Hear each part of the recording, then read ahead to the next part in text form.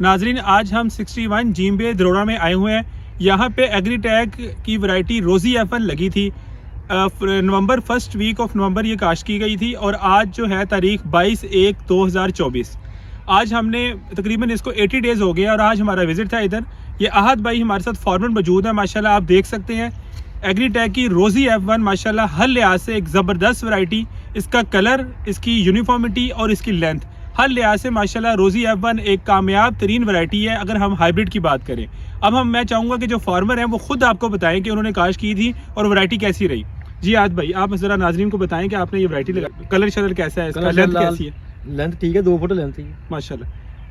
अहद भाई कह रहे हैं ये जो गाजर मेरे हाथ में माशाल्लाह इसकी जो लेंथ है वो आप देख सकते हैं कम से कम 1.5 फुट इसकी लंबाई है।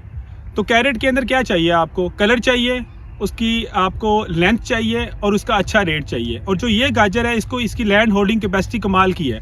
इसको आप 20-25 दिन अगर डिले भी कर देते हैं तो आपका जो है गाजर ख़राब नहीं होगी और आपको रेट अच्छा मिलेगा। Green gold, dream gold.